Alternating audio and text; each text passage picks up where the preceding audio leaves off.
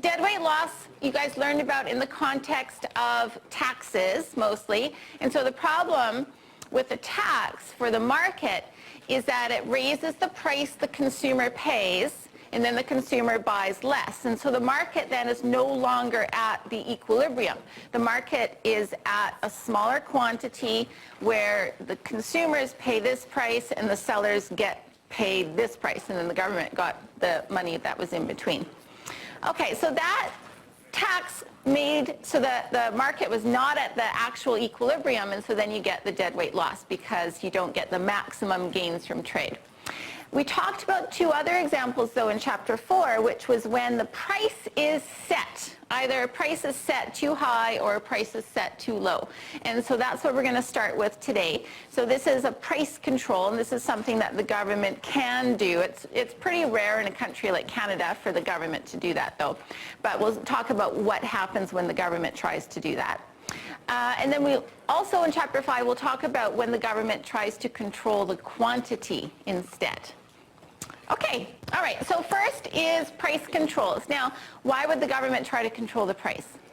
Well, if they think the equilibrium price is not right. If they think the equilibrium price is too high or too low, then they will try to control the price, either pushing the price up or pushing the price down. All right, so the first one is when the government feels that the equilibrium price is too high, which is not a concern for the seller. That would be a concern for the consumer. So housing, for example, right? Housing prices in big cities, very high. It's very hard for people to afford to buy a house or pay rent. And so in some cities, what the government has tried to do is say, well, let's just push that price down.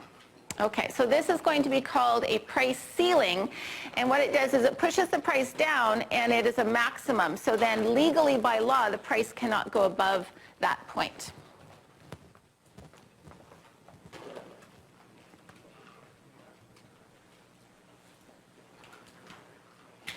Okay, so a maximum price set below the equilibrium.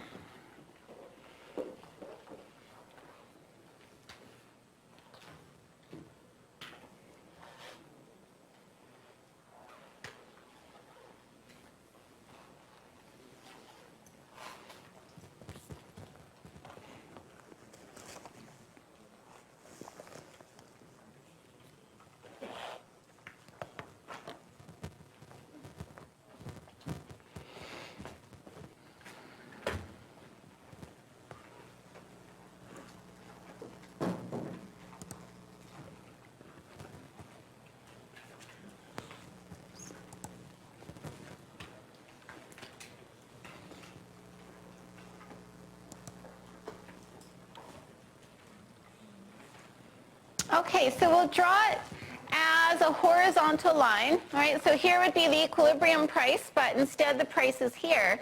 And this will be a maximum then, so the price cannot go above that point.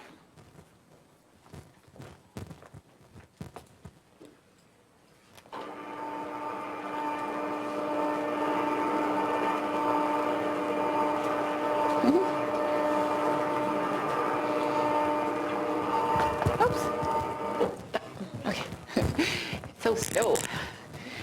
Anyway, so at this price, we would have a shortage because the sellers at the low price will only supply a small quantity, while the buyers at that low price would like to buy a larger quantity.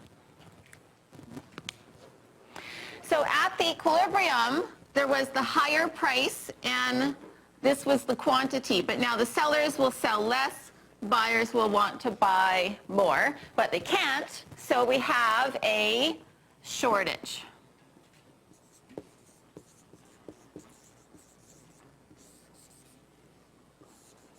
So the difference between those two quantities. Okay, so the government, when they try to do this, they're trying to be helpful to a certain sector. So this would be to the consumers, people who need to pay rent, for example. So the government is trying to help them out by making it more affordable to find a place to rent at a lower price. but it creates a different problem. So the problem is that because the price is lower, then the sellers, who for housing would be like the people who own the buildings and are willing to rent it out, they just don't want to do it as much, right? They're not making as much money. So they're not willing to supply the same quantity. They will supply less. And so then it creates a shortage, and then it creates a bit of an inequality for the people who are trying to rent the places, because you will have some people who will find a place to rent, and now they get to pay a lower price, and that's wonderful. But now you also have additional people who just can't find a place at all, and then, you know, they end up living with their parents or something instead. Okay.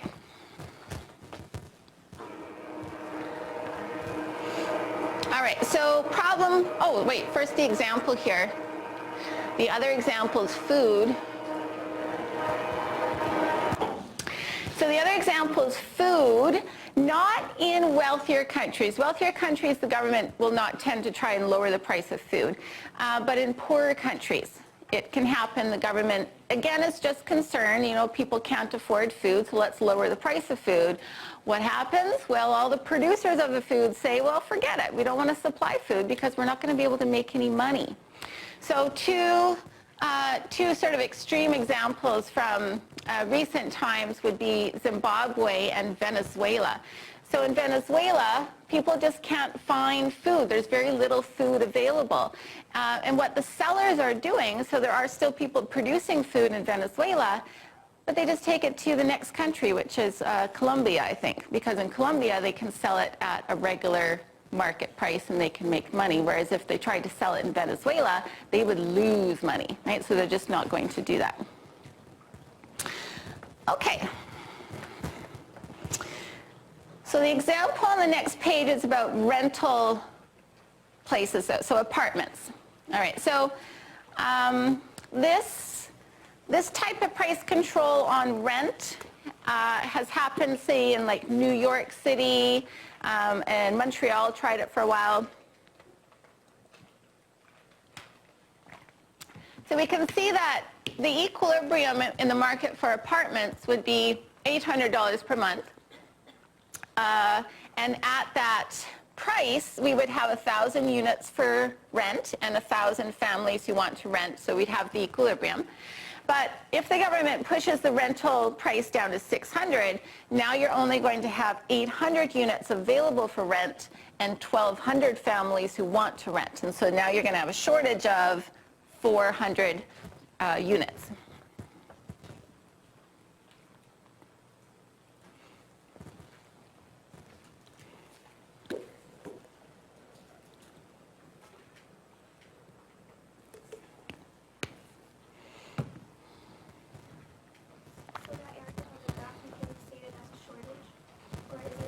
Oh, the shortage would just be, it's not an area. The shortage would be just the difference between the two quantities. Yeah, so just the difference between the two quantities there. Yep.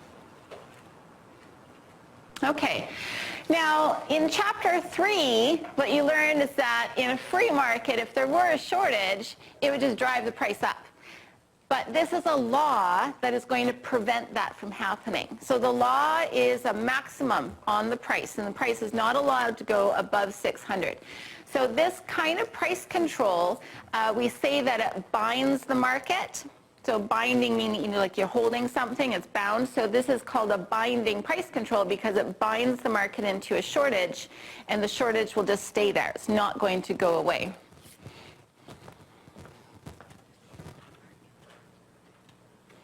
Okay, so the price ceiling is binding, okay, because it prevents the market from reaching the equilibrium. So it holds it in that shortage instead.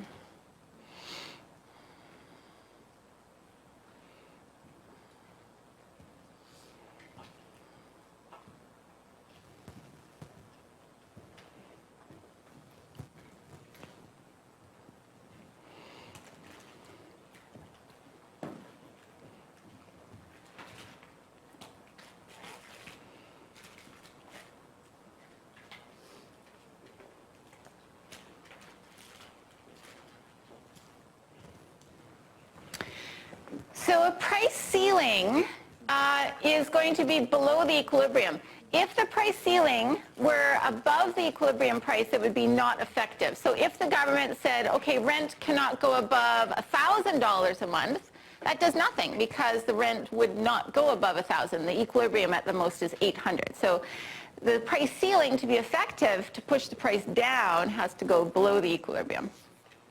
Okay, now, so again, the government's trying to be helpful, but they create these additional problems such as the shortage. And in this case, the shortage will get worse over time as well. Draw over here.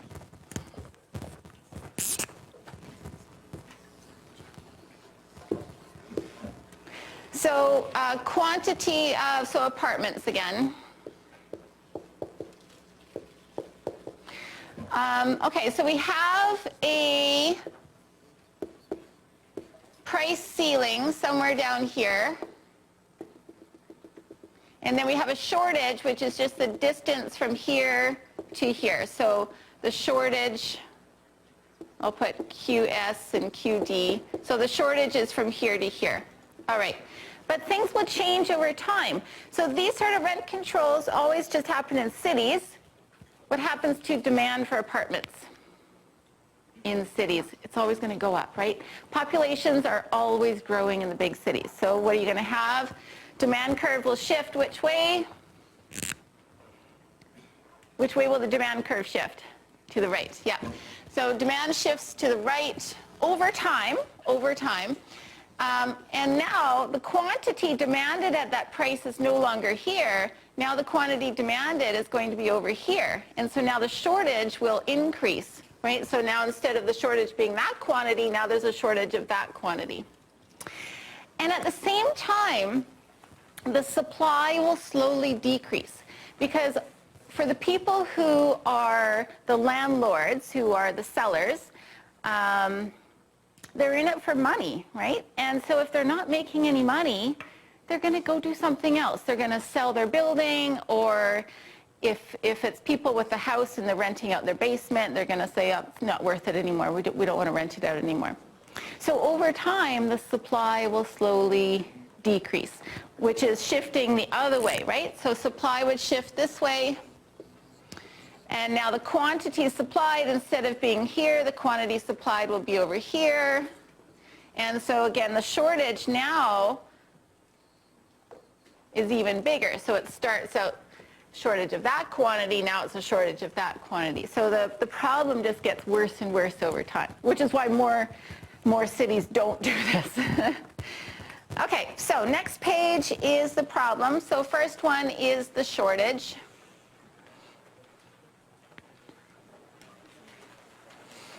Okay, so the shortages will get worse over time because those curves will shift. So the quantity supplied will keep decreasing, and then the quantity demanded increases.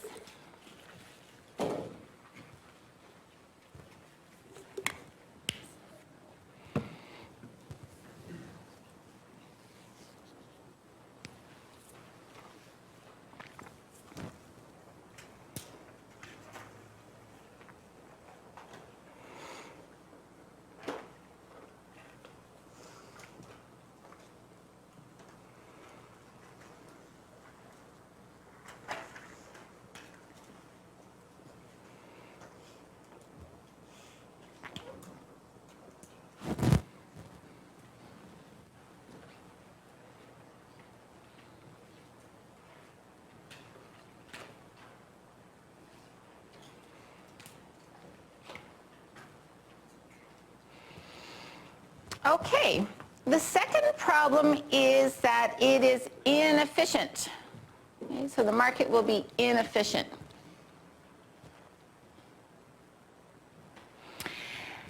And it's inefficient because it is preventing people from taking advantage of opportunities to make themselves better off. It's preventing mutually beneficial transactions between buyers and sellers. So when there's a shortage of apartments and the price is at $600, you probably have a lot of people who would like to rent and they're totally willing to pay $700 or $800. And you have landlords who would be willing to rent more space if they could get paid $700 or $800. So you've got renters who are willing to pay the price, you've got landlords who would be willing to rent for that price, but they're not allowed to do it. So that's inefficiency. Yeah. Does it just increase the illegal activity that's Yeah, we'll get to that. Yes, yeah, it will do that as well. Okay, so first the inefficiency. All right, so it prevents mutually beneficial transactions. And let's show that in the diagram here. Okay, so because of the price ceiling at $600, the suppliers are only willing to supply 800 units. The surplus in the market, let me just change color here. The surplus in the market will be between the demand curve and the supply curve up to including the 800 units. Okay, so this will be the surplus in the market. So this demand is measuring the benefit to the consumers or the renters, and this is measuring the cost to the landlords or the suppliers. And so then the net benefit or surplus is going to be the area in between. Okay, so this whole trapezoid area will be total surplus in the market. All right, now for the units between 800 and 1,000, the benefit to the consumers of being able to rent those units, so their willingness to pay, is higher than the cost to the landlords or the suppliers. So if the renters and the landlords were able to rent these extra 200 apartments, they would both be better off. The consumers would get some surplus here, or the renters would get the surplus, the landlords would get the surplus here, but they're not allowed to do that because notice that this whole area is above $600. So the only way that the renters would be able to rent these extra 200 units is if they paid more than $600. So for example, $800. And the landlords would be willing to rent these extra 200 units if they got paid more than $600. But they are not allowed to. That's exactly what a price ceiling does.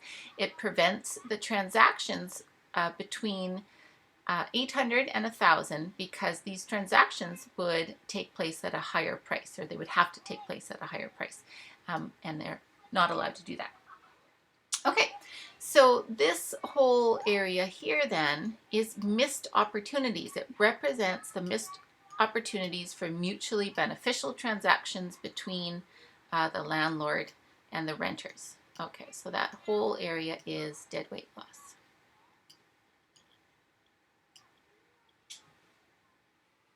Okay, so people would be willing to pay more, landlords would be willing to rent for more, but they cannot make the mutually beneficial transaction. So that's a missed opportunity, and that is what deadweight loss is.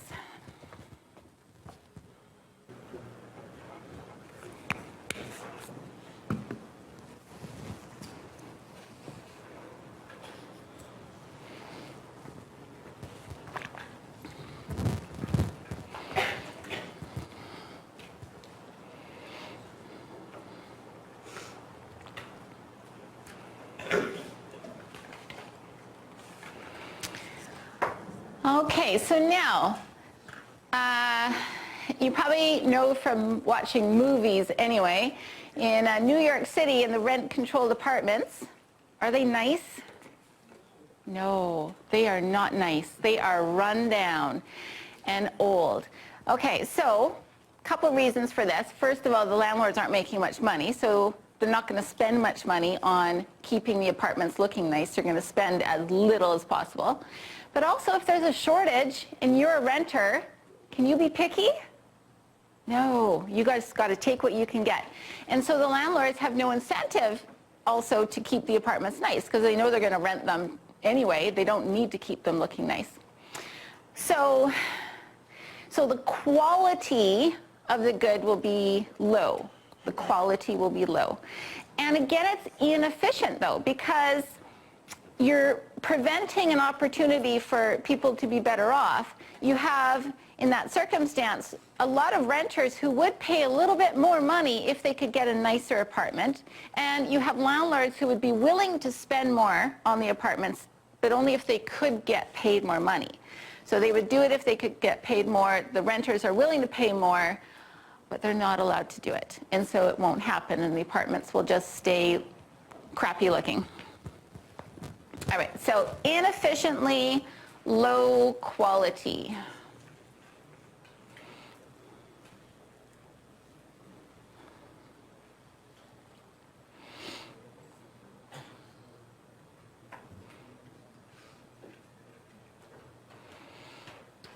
Okay, and so that is just another form of dead weight loss then, because it's missed opportunities again for people to be able to make themselves better off. So missed opportunities, and that's dead weight loss.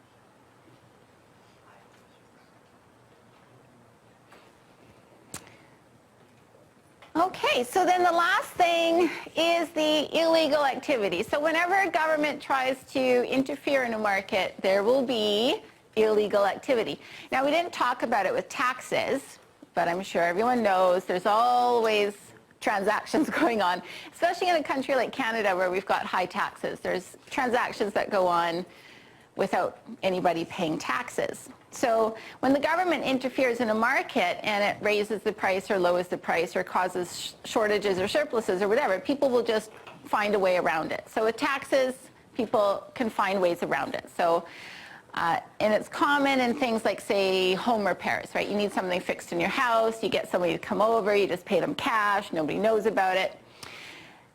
In the situation with the price control, what's happening is that the government has said the price cannot go above this point, but you've got buyers and sellers who would like to buy and sell at a higher price, so they just do it without the government knowing about it. So with apartments, what can happen is subletting. So let's say you find an apartment and you're getting to pay $600 a month, but your friend really, really needs a place to live, and your friend's willing to pay $800 a month, so you rent it to your friend instead. You pay $600, you get to keep the profit yourself, right? So that's not legal. And then illegal markets for other things as well. So in countries like Venezuela or Zimbabwe, where they have these price controls and these shortages of food at the low government price, they just have black markets for food at higher prices. So there's black markets, which is not always so good. So in Venezuela, for example, there's one example of some type of vegetable that is a very popular vegetable and people like to eat it. And there's also, though, a wild plant that looks just like this vegetable. And so what was happening is people were selling this wild plant instead of the actual vegetable. And the wild plant was poisonous. It was actually poisonous, so people were getting sick from eating this wild plant. And so that's obviously inefficient. They would rather just have the regular vegetable. Or in Zimbabwe, I remember one example about bread. So regular bread had a low price, and there was therefore a huge shortage, and people couldn't get regular bread. But raisin bread was not price controlled, and so you could easily find raisin bread. So everyone was having to eat raisin bread instead of regular bread, which was inefficient, right? Because most of us don't want to eat raisin bread. We'd rather just eat regular bread. Okay. All right. Okay, any questions? Okay. All right.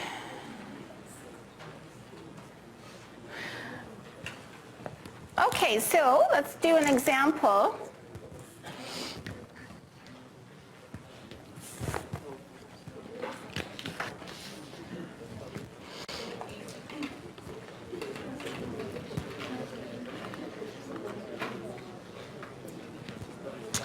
Okay, so here we have a demand function and a supply function. First thing equilibrium without price controls. Okay, first just finding the equilibrium.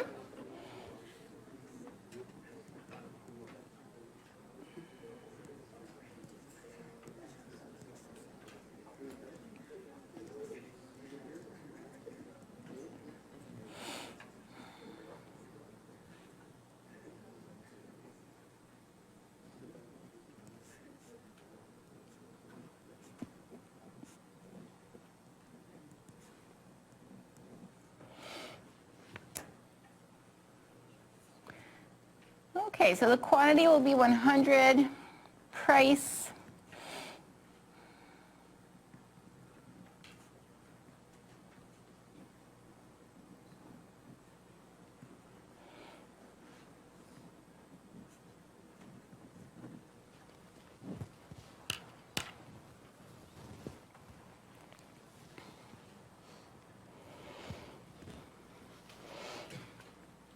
Okay, so the quantity is 100. The equilibrium price would be 350. First question, what will happen if the government places a $400 price ceiling in the market? Now that's above the equilibrium. So will it do anything? It will do nothing. It will not affect the market because, again, it's only setting a maximum. It says that the price cannot go above 400, but the price isn't going to go above 400. The price is going to be at 350. Okay, so what will happen? Nothing.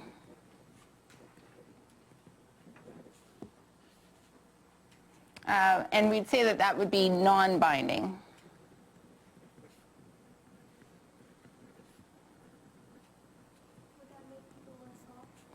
It just won't do anything. So it would just mean that the market would just be at the equilibrium. Yeah. So binding means it'll create a shortage, and non-binding means it does nothing.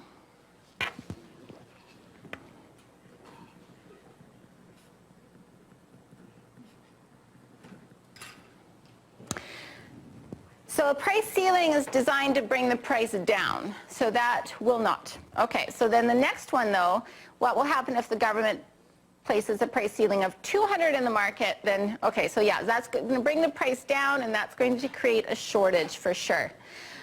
So what we'll do is we'll do the calculations first. So at this price, we'll figure out what is the shortage.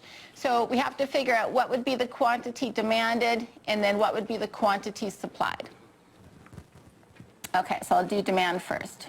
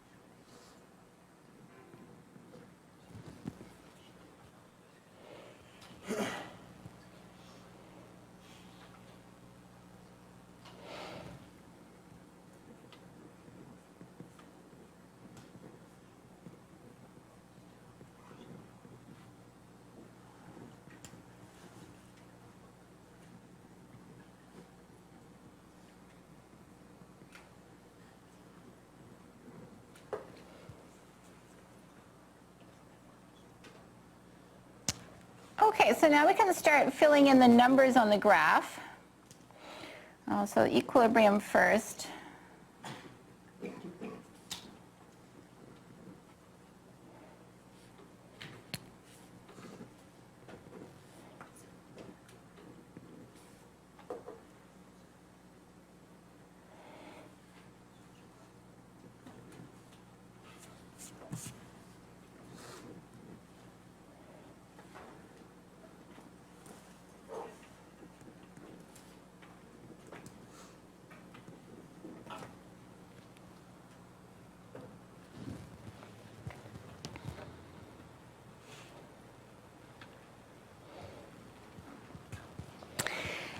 And then the last thing that we'll do is calculate the deadweight loss that's created. So the surplus would be here.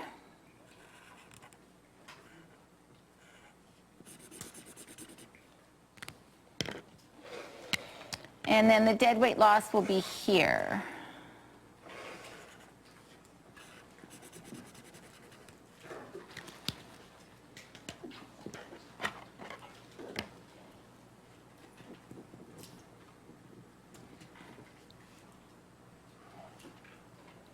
Okay, now to calculate the deadweight loss, we're going to need one more number, and that's this number right here.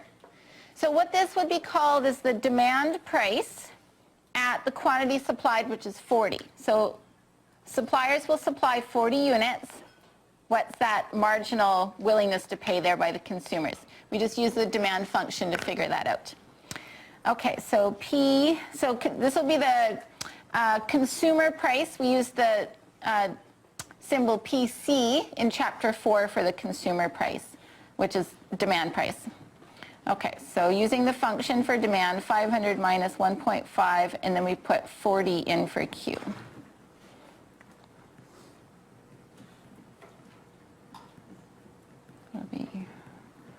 Okay, so it'll be 440. All right, so now we can calculate the deadweight loss.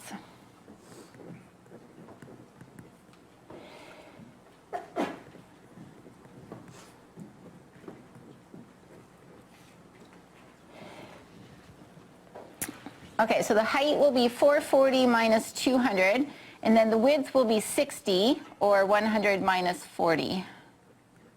That's a half.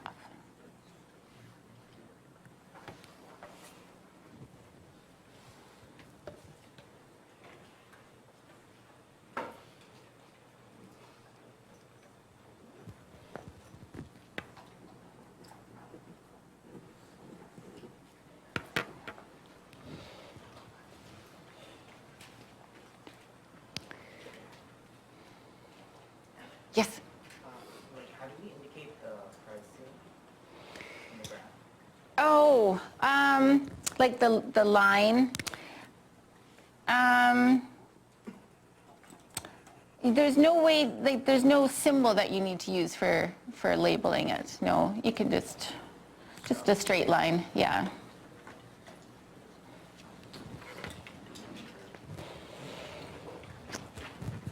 All right, any questions?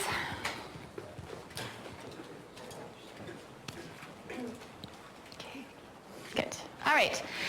So the other type of price control is when the government feels that the equilibrium price is too low and they push it up. Now this is when they are more concerned about the sellers. Right? So if they're going to push the price up, it means that the government is concerned about the sellers not making enough money, and so they push the price up. The most common example is minimum wage. Right? A lot of countries have minimum wage. It's a very common example. So minimum wage, the government is concerned about the workers who are the sellers of their labor. Right? So the sellers of their labor. And the government is, of course, concerned that if there was no minimum wage, that those workers would be earning a wage that's so low that they can't afford to, pay for the necessities of life. And so they push the price up. Okay, so this is called a price floor. It pushes the price up, and then it's a minimum price. So it pushes the price up, and then by law, the price cannot go below that point.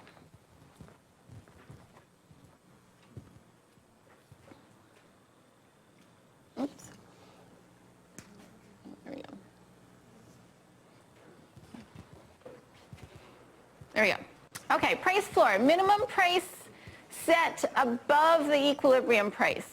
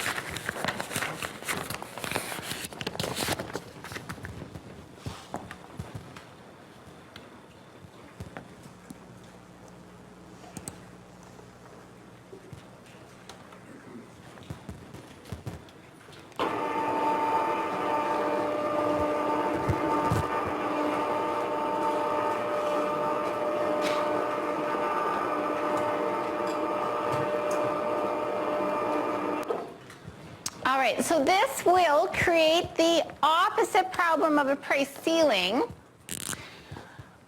At the higher price, the buyers will buy less. So at the equilibrium, the buyers would buy this quantity, but now that the price has gone up, the buyers will only want to buy this quantity. But for the sellers, they want to sell more compared to at the equilibrium. At the equilibrium, they would only want to sell that quantity, but now that the price has gone up, now they want to sell a larger quantity.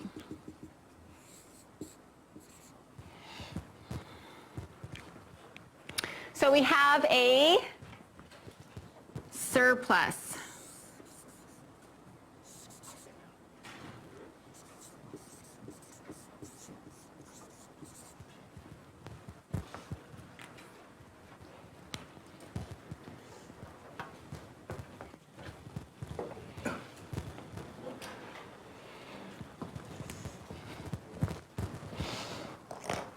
All right, it's kind of hard to read. I need fresher pens.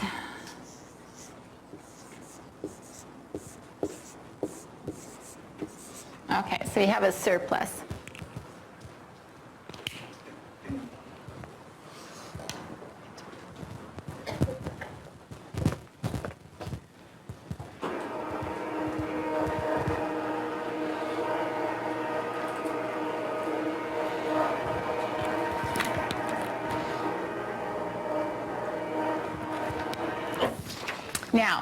Now you don't have to write this down. I just want to talk about labor markets for a few minutes before we go on. Okay, good.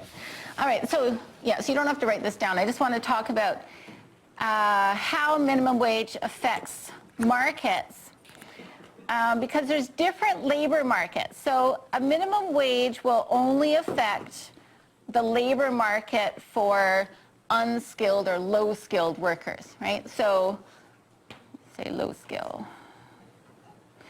It would not affect the labor market for skilled labor. So say doctors, for example. Now the law still applies to doctors, but it won't affect them.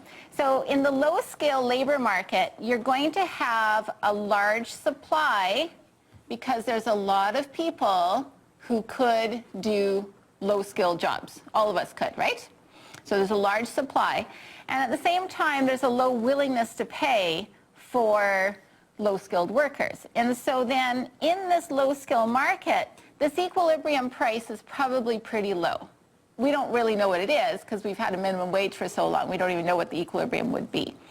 But for sure, it's lower than the minimum wage. So our minimum wage, now in BC, I'm not even sure where it's at right now. It's like $12, $13. Is it 13? 13.65. Okay, I'll just put 13. Anyway, so right now, that would be then above that equilibrium. So it is binding then. It does push the price up. But for the labor market for doctors, it still applies, but they're never going to earn that wage anyway. Because first of all, there's a much less supply of doctors and a much higher willingness to pay by the people who are paying for the doctor services. So the equilibrium wage for doctors is, whatever, like hundreds of dollars an hour, right? Or whatever it is that they make. So it will not affect that market at all. So in this market, we would say it's non-binding. It won't do anything. But in the market for low-skilled workers, it will be binding. Now, how binding it is and how serious the surplus is that it creates just depends on where the supply and demand curves are.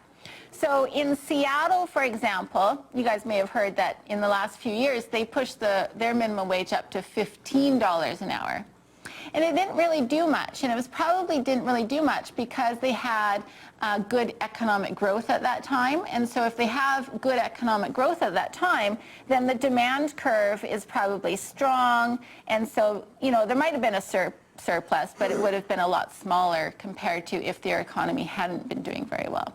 So whether the minimum wage actually creates a surplus really depends on the economic conditions. You know, what's the supply like relative to the demand?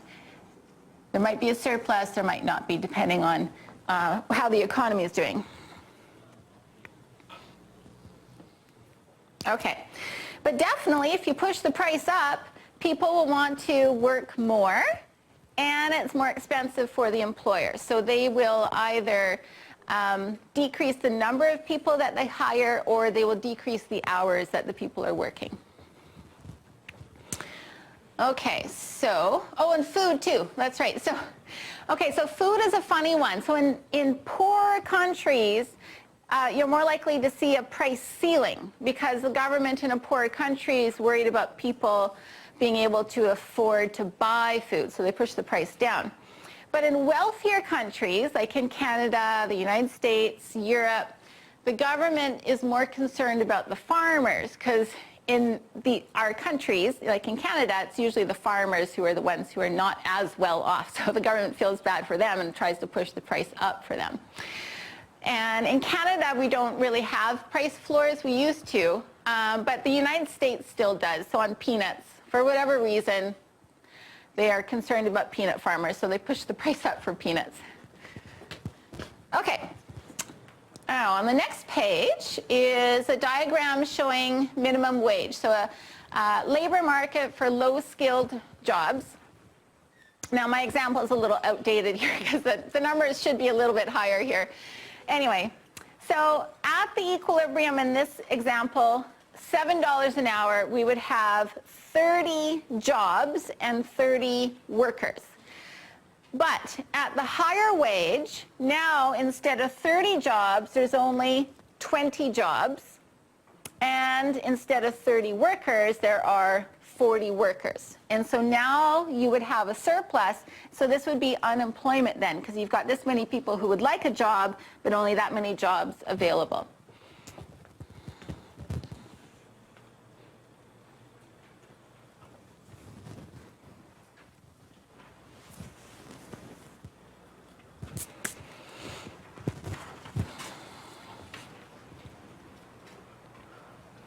So you have a surplus of 20 workers. And in this example, we would use the term binding because that price control is above the equilibrium and it does create a surplus, and the surplus will remain. If there was no price control and there was a surplus, the price would go down. But by law, the price can't go down. So that price control is going to bind the market in the surplus, and the surplus will not go away.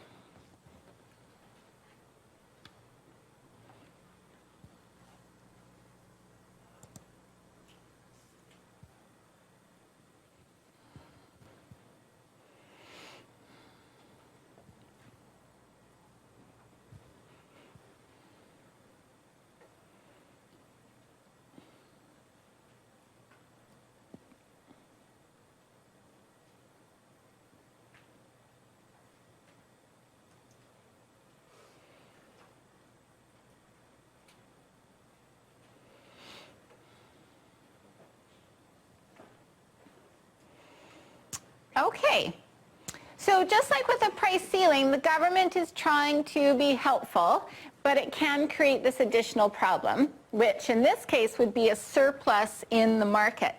Now, for food surpluses, so peanuts, I don't know what the US government does with the peanuts, but in Canada, we used to say have price floors on dairy products or eggs, and then the government, to be fair to the farmers, would say, well, if you have extra that you can't sell, we'll buy them from you. But then they just went to waste. The government was just paying for these extra eggs and these extra butter and milk, whatever it was, but there weren't enough Canadians to consume it all, and so it would just go to waste. Right? So that's obviously not good. And then in the labor market, if it was a really binding minimum wage, it would create a surplus of workers. So that would be unemployment. All right, so there we go. Okay, so there would be a surplus. And for the labor market, that surplus would be unemployment.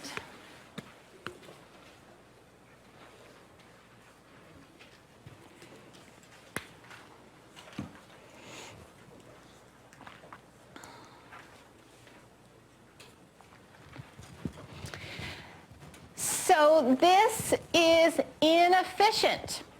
And it's inefficient for the same reason that a shortage was with a price ceiling.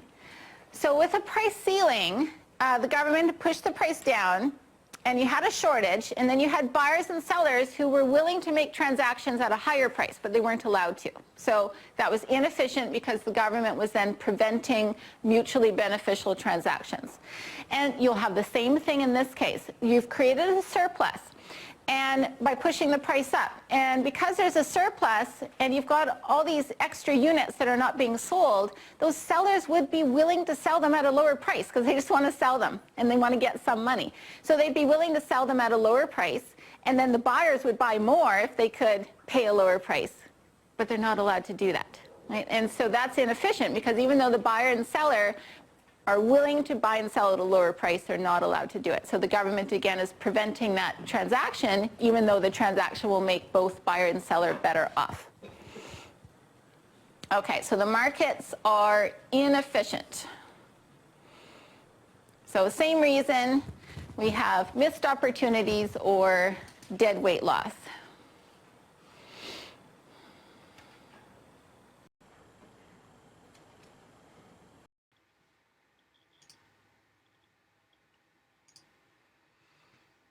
In this example, there is the price floor at $10, and at that high price, the consumers or the buyers of labor, so that would be the businesses who hire the workers, they're only willing to hire the 20 workers. Okay, the surplus in the market will be between the demand curve and the supply curve up to 20. So here's the demand curve. This represents the benefit of hiring the workers to the employers. And then the supply curve, which is representing the cost to the workers of working, is here. And so then that whole area in between is the surplus or the net benefit. Okay, so the benefit is higher than the cost for the 20 workers or jobs. Okay, so all of this area will be total surplus.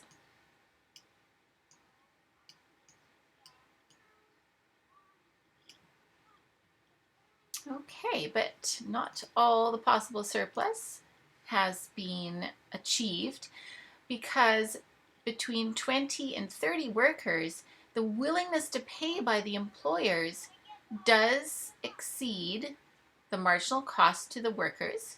And so there's a possibility for mutually beneficial transactions, probably at the price of $7. The employers are willing to pay enough to pay the $7.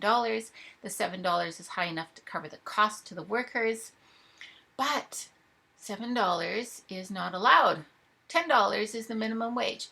So all of this potential surplus that would make both the employers and the employees better off, it's not allowed. It's not possible to get this part of the surplus because the only way for the employers to hire the extra people is if they could pay them the lower wage of $7, which they're not allowed to do.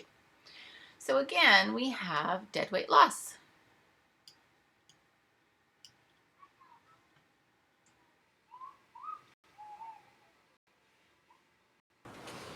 Okay, all right, so the price control will prevent mutually beneficial transactions. Now, when there's a surplus in the market, the buyers can be picky. Right? So it's the opposite of when there's a shortage. When there's a shortage and you're a buyer, you cannot be picky. You just got to take what you can get. But now with a surplus, if you're a buyer, now you can be really picky because you're going to have a lot to choose from. Okay, so as I was saying before the break, when there's a shortage, the buyers cannot be picky. They just have to take what they can get. And that is what led to, say, apartments in New York just getting really run down. When there's a surplus, it will be the opposite. The buyers can be picky, and they can, if they want, pick the very best because they will have lots of choices. So in a labor market for low-skilled workers, what this will mean is that the employers will, if they have a job, they will have lots of applicants. They can be picky about who they choose for their job. And even if it's a simple job, say at a restaurant, they're going to pick the most experienced worker. So teenagers, for example, will be the ones that suffer the most from a minimum wage. Okay? Because teenagers are the least skilled, the least experienced. So I'm sure some of you guys have experienced that when you were teenagers, right? It's hard to get your first job, especially. And so my experience was like that for sure. Now, I grew up in a tourist town, so in the summertime, myself and all my friends got jobs, no problems, because there was lots of tourists, there was lots of demand for workers. But as soon as September hit, who were the first ones to get cut off? All the teenagers, that's right. So we all lost our jobs. And we still wanted to work, but we couldn't because there just wasn't enough demand. And we would be the first ones to lose our jobs, right? The older ones would be the ones who would keep working at the restaurant. We would not. Anyway, so what will happen then is the employers will pick the best employees, even if it's not necessary.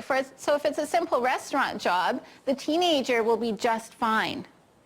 But they won't be chosen because they will be the least experienced. So the quality ends up being higher than necessary.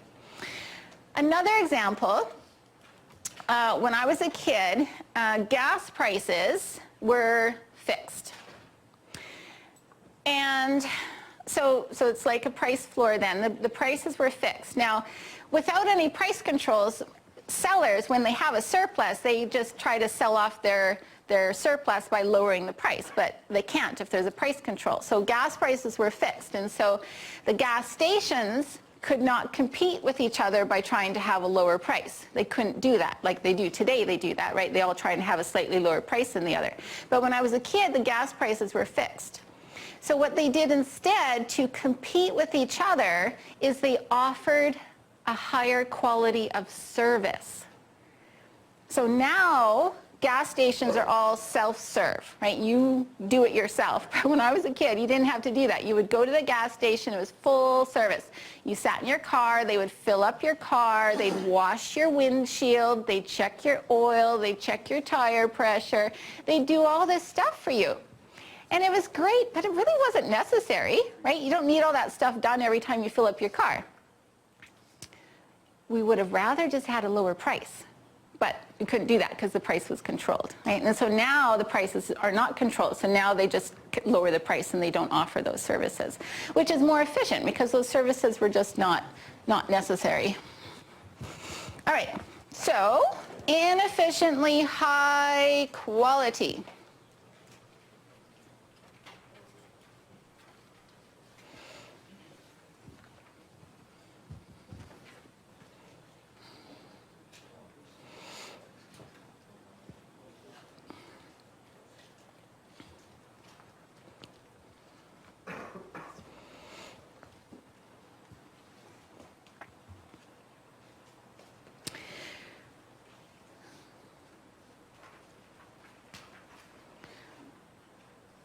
So it's inefficient because there are missed opportunities again. So with the gas prices, the buyers really would have just rather paid a lower price, and the gas stations would have sold the gas at a lower price and not offered all that service, but they weren't allowed to do that. Or in the labor market, if you have a restaurant and you have a simple job like a dishwasher job, you could easily hire the teenager, right? But you're not going to because of the high wage that's being offered. But if you could hire the teenager at a lower wage and the teenager was willing to work for a lower wage, then you would do that, but you're not allowed to, of course. All right, now last thing, black markets. Again, of course, so with price ceilings, the problem was that the price was pushed down and you had buyers and sellers wanting to buy at a higher price, and they would just do that without the government knowing about it. So now it's the opposite. The government's pushed the price up. You've got buyers and sellers who would like to buy and sell at a lower price, and they will just do it without the government knowing about it. And so in labor markets, that is working under the table. which is very common, and especially it's going to be common either for teenagers or for like especially new immigrants who would also have a really hard time finding their first job, and so then they might be willing to work under the table. Students, so foreign student, international students. Now you guys can work now with your student visa, but a few years ago when you had a student visa, you were not allowed to work in Canada. But of course students did anyway, just working under the table.